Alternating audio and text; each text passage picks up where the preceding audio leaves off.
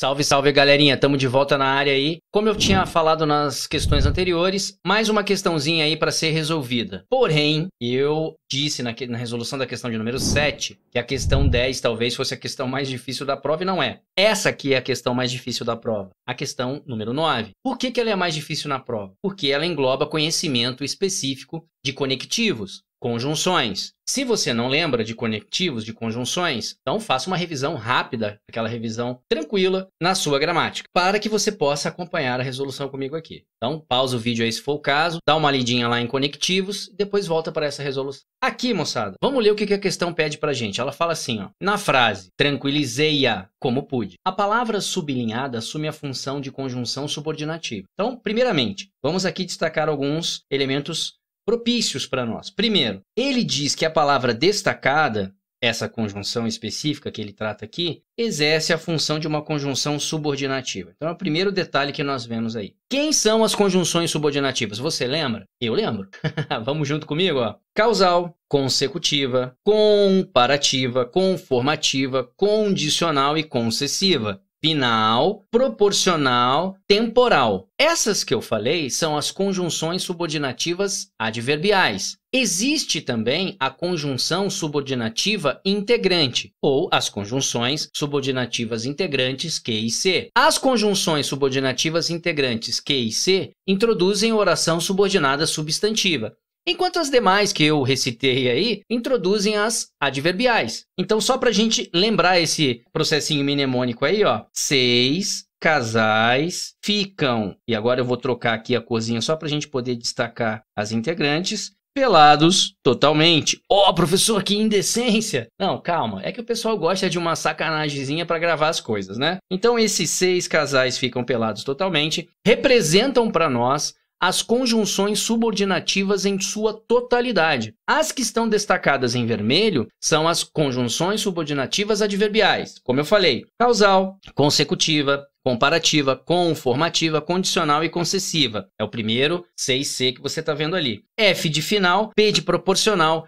e T de temporal. E cada um desses grupos tem a sua conjunção representativa. É bom conhecê-la, pelo menos 3 de cada já ajuda bastante. E o I que está destacado em azul, ele representa para nós o Q e C, conjunção integrante. Moçada, com isso, a gente tem que olhar aquele como que foi destacado lá em cima e verificar o que ele é. Então, olha, nas opções eu tenho comparativa, é claro que comparativa estaria ali, afinal de contas, o como é um representante legal desse tipo de conjunção. Conformativa também traz para nós como representante o como, não é o melhor. A gente está acostumado como segundo, conforme, consoante. E modal, moçada, modal, a NGB, ela não aceita, ela não reconhece conjunção conectiva, oração modal, que funcionaria para nós como um adjunto adverbial de modo. Então a gente já risca essa criatura aqui. Mas nós temos também a ideia do como conformativo ou comparativo. Então, se nós não temos como reconhecimento a modal, sobrou para a gente a conformativa e a comparativa. Olha só, a comparativa ela tem uma característica importante. Qual é a característica dela? O verbo da segunda oração geralmente é idêntico ao verbo anterior, por isso ele é implícito. Vou dar um exemplo aí para vocês, ó. Corria como touro. Tá vendo? Corria como touro. Se você olhar esta frase, dá a impressão de que só tem um verbo aí. Mas não. O segundo verbo está implícito. Corria como touro corria.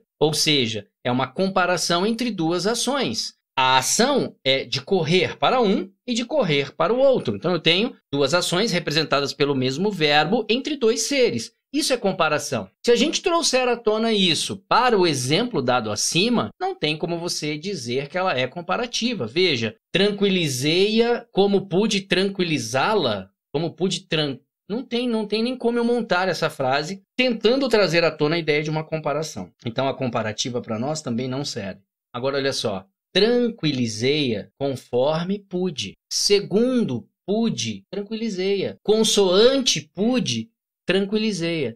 Então, esse como, ele é naturalmente substituído por segundo, conforme, consoante, e ele liga orações. Toda vez que eu conseguir fazer isso, ou seja, como trocar por segundo, conforme, consoante, naturalmente, veja que eu tenho a presença do verbo tranquilizar aqui, e a presença do verbo poder. Então são duas ações diferentes. Isso já é um pouco contraditório da comparação, não quer dizer que não possa ocorrer, mas é um pouco contraditório, como eu disse. Então, quando eu consigo naturalmente entender que é algo esperado, ou seja, eu pude tranquilizá-la. Então, só para a gente sedimentar isso aí, deixa eu apagar eu tenho esse como, sendo substituído naturalmente por segundo, conforme ou consoante. Toda vez que você tiver essa sequência e puder substituir naturalmente por segundo, conforme, consoante, não tenha dúvida, você está diante de uma conjunção conformativa, subordinativa conformativa, ou seja, marca a letra B e vá para o abraço. Beleza, moçada? Tranquilo? Como eu disse a vocês, essa é uma questão um pouquinho mais rebuscada, comparada às outras questões de português dessa prova. Por quê? Porque aqui demanda o conhecimento dos conectivos. Veja, uma banca que priorizou questões fáceis de português, mas nessa questão especificamente, veja que nas alternativas ele colocou as duas principais que o como representa. A gente vai estudar isso e vai poder verificar que o como pode ser até causal, mas aí existem condições para que isso ocorra, beleza? Se você tem interesse sobre esse assunto, conjunção, bota nos comentários aí. Quem sabe eu não faço uma aula específica deles, ok?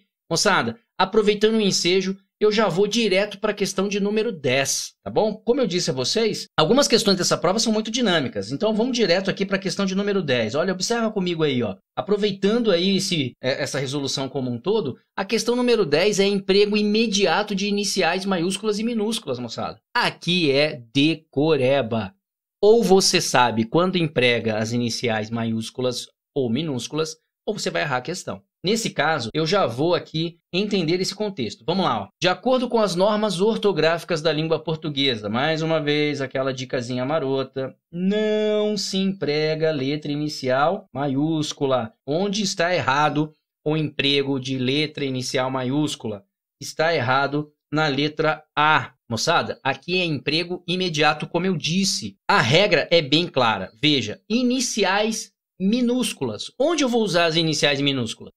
Uma das primeiras proposições que você tem na gramática é dizendo assim para você, em nome de meses e dias da semana. Olha só, nome de meses e dias da semana. Imediato já é letra minúscula. E aqui ele empregou como letra maiúscula. Então, como eu disse, se você sabe a regra, marca a letra A e vai para o abraço, porque aqui está errado.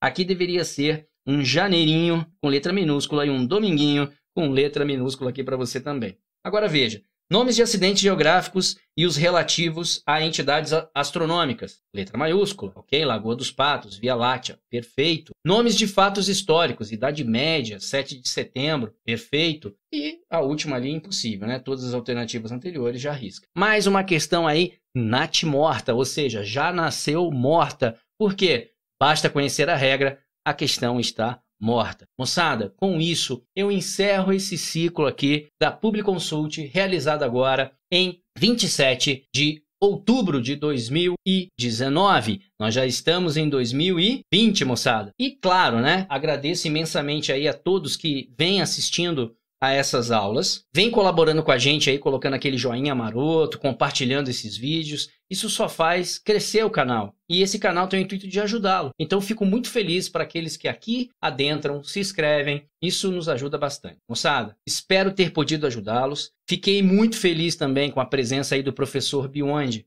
ajudando-nos a resolver as questões de matemática e, com isso, tentar melhorar de uma maneira o nosso canal. Deixa aí nos comentários aquilo que foi bom, aquilo que você gostou, assim como também aquilo que não foi bom, aquilo que você não gostou. Prontamente tentarei responder. Muitos inscritos aqui do canal, especificamente para esse tipo de resolução, têm solicitado aí as provas anteriores e eu tenho prontamente atendido na medida do possível. Agradeço aí aqueles que vêm resolvendo e vêm mandando para mim essas provas. Continuem fazendo isso, porque assim eu terei não só material para resolver aqui, como para mandar para aqueles que necessitam estudar para essa banca em específico. Novidades virão aí agora em 2020 neste canal, outras bancas serão resolvidas aqui também. Vou aqui paulatinamente, gradativamente, colocando mais aulas, mais assuntos específicos da gramática, específicos da matemática, com alguma novidade, hein? De repente aí assunto de informática, pode ser que também tenha aqui no canal para vocês. E física, né? Afinal de contas, é a minha praia. Moçada, muito obrigado pela atenção.